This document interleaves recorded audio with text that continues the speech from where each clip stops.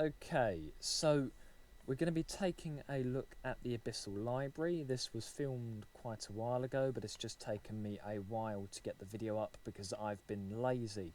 Now, Abyssal Library's got a reputation for being quite difficult. Groups in Nation Chat are usually asking for 6 to 7k gear score, but this dungeon is fully doable at around 4.5k gear score in your group if you are aware of the mechanics. So, most important thing to remember is to buff up before you go in. Use your Honour Pot buff and your food buff for that extra survivability and damage. Now, when we went in, we were sitting at around 6k gear score average in the group, so slightly more than you need, and you'll be able to see that because we absolutely melt the boss. So, the boss doesn't have that many mechanics to worry about. In terms of the auto attack damage, he does about 8k a hit. I was tanking this as a fanatic, not a tank, so I do take quite a bit of damage for it, but it's fully manageable. Now, he has 4 main abilities to be aware of. The first one is during points in the fight, he will get a colourful orb on the boss. This can be either red, green or blue, and you'll be able to see the spawn locations of those orbs when he first does this ability. They always spawn in the same spot. You need to make sure to pick up the same colour orb that's on the boss, so in this case it's red. If you don't, then you will take a chunky hit when the debuff ends, which will kill most people unless you're geared enough to survive it. The second mechanic is this one. Some shiny balls will go onto the floor, they slow you and deal damage. I wouldn't advise standing in them. And then he will throw out some orbs at you. These orbs deal a lot of damage if they hit you, but if you keep running around away from the boss, you should be able to dodge any orbs, just don't stay still. The third mechanic is that one which you may have just seen, called Wynn's Blinding Light. It's a linear attack, it comes straight out the boss aiming at the tank, it is easily sidesteppable, but it'll chunk you for about 12k if you get hit by it. I'm quite a lazy tank, I get hit by it quite a bit. The fourth and final ability is this one here, where Wynn summons laser beams and glowing squares on the floor. Stand in neither of them, they both hurt. So, other than that, it's fairly easy. If you're slower on the DPS, he may summon an ad, which is a giant Cerberus.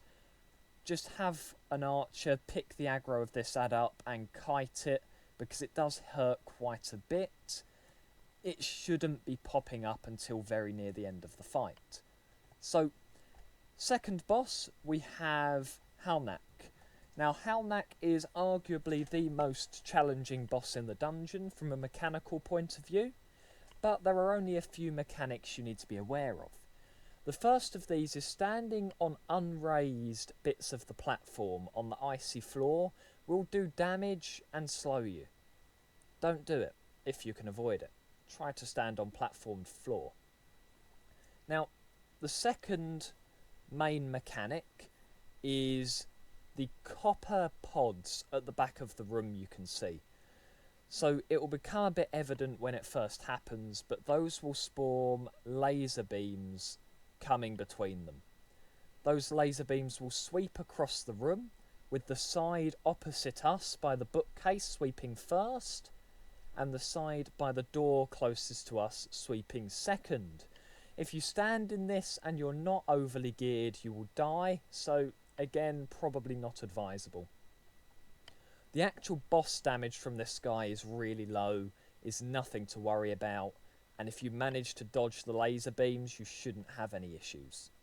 So as you can see, the laser beam has just appeared on the left. We check behind us, there's also one on the right. So the left sweeps across, then the right does. Laser beam spawns on the right, that sweeps across, there's none behind us. These glowing orbs follow the general rule of dungeons and don't stand in shiny things hurt. The boss also, at various intermissions, will spawn ads.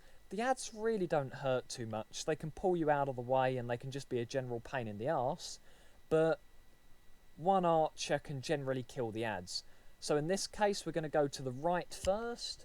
I'm not, because I'm slow and lazy, and then into the middle. You get a very short time between the two beams, so just elect someone in your group whose responsibility is to check the beam behind you, so you can call to go to the right, then the middle. One thing to bear in mind for the tanks is when this boss flies up into the air, he's immune to taunts. It really sucks. If your DPS pull aggro during this point, they need to stealth it off. So here we go left, quick check behind us, we know we're going to middle. It will never make you move from left all the way to right. It can sometimes be left and then stay left, but it will only ever make you shift one spot. So it will be middle, then a side, or left, then the middle, or right, then the middle, if there's two beams, and the bookcase side will always go first. Other than that, very simple boss. I'd advise taking something like Defiance, just to purge the frigid tracks debuff if you get frozen, because the patches that freeze you are really hard to see, and you don't always get them. Final boss. This guy is ridiculously simple, easiest boss in the dungeon. Now, he has two avoidable abilities. One makes a blue ladder in the floor, don't stand on it, it will kill you. The second one summons a big red circle covering about half the room. Don't stand in it, it hurts. Now, my personal opinion with this boss is the ad that you see there, ignore it, don't DPS it. It spawns every time the boss teleports and has a lot of health, so it's really not worth killing it just to have it spawn again a few seconds later. Now, other than the two avoidable abilities, the boss has a few mechanics to be aware of. The first of these is that at various intervals he will teleport across the room. When he teleports, he will summon 4 mini book ads and resummon the golem if it's dead. Now, the mini book ads throw a frostbolt at people.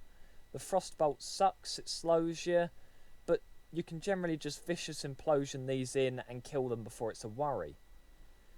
Now, the bookcase also has an ability where it will summon a shield on itself and the boss. This shield can only be DPS'd down by melees. There will be a 5k point shield on the boss and a 10k point shield on the ad. So my advice is send your melee DPS off to thwack the ad until that is gone, and have your ranged, your magics just auto attack the boss and have the melee come back eventually. You'll all be good. Now, the boss is really as simple as that. There's not really that much else there. So when the big golem ad is getting low on health and the boss has just teleported, you can kill it because it's not going to come up again till the boss has teleported. You notice the boss was immune for a period there because our melee DPS was slow on the ads. But other than that, it's really not that much of a concern. There's a few abilities that come out from the bookcase or from the boss that are unavoidable damage. The healer's just got to make sure to be on top of them, that chain lightning being one of them. But 95% of the damage in this fight is really unavoidable. So, yeah, easy as that, really. As long as you don't stand in the ladders and you don't stand in the big red circles, you will be fine. There is a 4th boss in the Ironad library. Not realistically doable until you're on about 6.5k gear score, I think. It's doable at 6.5, but you're going to have a bit of a sucky time. But these first 3 bosses are an easy guaranteed 50 to 70 gold just from the shards for your first run of the day, and like an extra 30 gold from other drops. So it's definitely worth doing. So that is Abyssal Library. As you can see, it's not too difficult, and hopefully that will help you all clear that dungeon much more regularly.